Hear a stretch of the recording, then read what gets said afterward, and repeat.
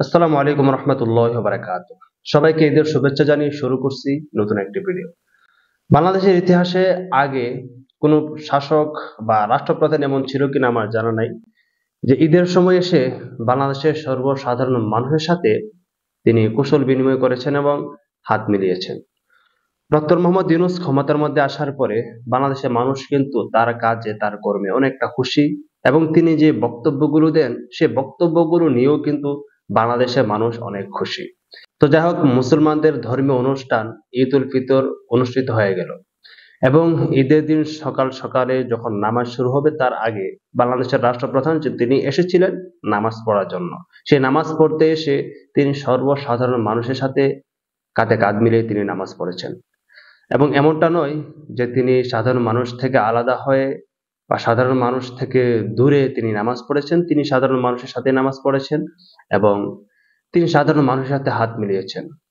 সেই ডক্টর মোহাম্মদ ইউনূসের সাথে মানুষ মুসাফা করে বা হাত মিলিয়ে কিন্তু অনেক অনেক খুশি হয়েছেন। এবং অনেক মানুষ তো বলতেছিল আগামীতে আমরা তাকে ক্ষমতায় দেখতে চাই আরো 5 বছরের জন্য।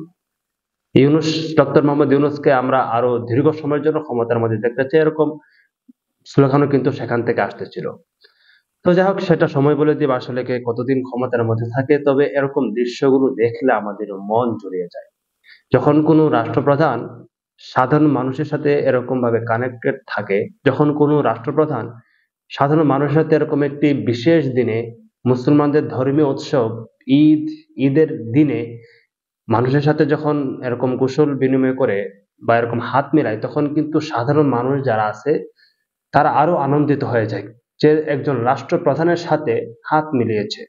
সত্যি এমনটাই, বাংলাদেশের মানুষ কিন্তু অনেক খুশি হয়েছে এবং তিনি অনেক প্রশংসা পাওয়ারও যোগ্য এবং দাবিদার। এবং তিনি বাংলাদেশের মানুষকে উদ্দেশ্য করে কিন্তু তিনি একটি ভাষণও দিয়েছিলেন, সেই ভাষণটাও ছিল অত্যন্ত গুরুত্বপূর্ণ। তো সেই ঈদের নামাজ পড়তে কিন্তু আরো অনেক ধরনের নেতারাও গিয়েছিল সেখানে, কয়েকজন উপদেষ্টাও গিয়েছিল। তো তাদের সাথে দেখা করার কিন্তু জনগণ এতটা খায়েশ করে নাই যতটা যতটা না ডক্টর মোহাম্মদ ইউনূসের সাথে করেছে। কারণ ডক্টর মোহাম্মদ ইউনূস তিনি যেভাবে জনগণকে ভালোবাসেন, তিনি যেভাবে দেশকে ভালোবাসেন, দেশের জনগণ, দেশের সাধারণ জনগণ, আপামর জনতা ডক্টর মোহাম্মদ ইউনূসকে সেভাবে ভালোবাসে। তিনি যেভাবে বাংলাদেশের মানুষকে স্বপ্ন দেখান, তিনি যেভাবে বাংলাদেশকে নিয়ে স্বপ্ন দেখান, বাংলাদেশের মানুষও সে ডক্টর মোহাম্মদ ইউনূসকে ভালোবাসে। তো ডক্টর মোহাম্মদ ইউনূসের সাথে হাত মিলানোর জন্য কিন্তু সেখানে উপচে পড়া ভিড়ও পর্যন্ত পড়ে গিয়েছিল। একটা সময় ছিল যখন শেখ হাসিনা সেই ডক্টর মোহাম্মদ ইউনূসকে নিয়ে অনেক ধরনের বাজে মন্তব্য করেছে, বা ডক্টর মোহাম্মদ ইউনূস আসলে যে কি জিনিস সেটা কখনো শেখ হাসিনা মানুষকে বুঝতে দেয়নি। কিন্তু যখন সে ক্ষমতার মধ্যে আসছে, দেশের জনগণ তাকে ক্ষমতায় আনলো, তখন কিন্তু ঠিকই বুঝেছে যে আসলে ডক্টর মোহাম্মদ ইউনূস কি জিনিস। এজন্যই হয়তো বাংলাদেশের মানুষ তাকে ভালোবাসে। কারণ ঈদের সময় এত এত সিকিউরিটি, মানে এত কিছু, এরপরও তিনি বাংলাদেশের মানুষের সাথে হাত মিলিয়েছেন, সেখানে তিনি নামাজ পড়েছেন। এরকম রাষ্ট্রপ্রধান আমরা চাই, বাংলাদেশের সর্বসাধারণ মানুষ চায় এরকম রাষ্ট্রপ্রধান। এরকম চায় না যে তিনি বঙ্গভবনে গিয়ে আলাদা নামাজ পড়বেন। আমরা এরকম রাষ্ট্রপ্রধান চাই না যে যখন নাকি ক্ষমতার চেয়ারে বসবেন, ক্ষমতার চেয়ারে বসার পর তিনি জনগণকে ভুলে যাবেন। এরকম রাষ্ট্রপ্রধান আমরা চাই না যে ক্ষমতার মধ্যে বসার পরে তিনি দেশের মানুষকে স্বপ্ন দেখাতে ভুলে যাবেন। এরকম রাষ্ট্রপ্রধান আমরা চাই না যিনি ক্ষমতার চেয়ারে বসার পরে তিনি টাকা পয়সা দেশ থেকে পাচার করবেন বাহিরে।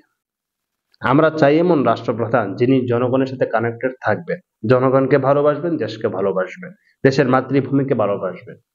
এরকম রাষ্ট্রপ্রধান আমরা চাই। তো যাই হোক, ডক্টর মোহাম্মদ ইউনূসকে অবশ্যই ধন্যবাদ জানানো উচিত, এবং ধন্যবাদ জানাই যে তিনি সাধারণ মানুষের কিছু আশা তিনি পূরণ করতে পেরেছেন। অনেক মানুষের আশা থাকে যে মানে রাষ্ট্রপ্রধানের সাথে সাক্ষাৎ করবে, অনেকের ভাগ্য হয় না। তো তিনি আসলে এই আশাটা পূরণ করেছেন এবং অনেকে হাত মিলাতে পেরেছেন।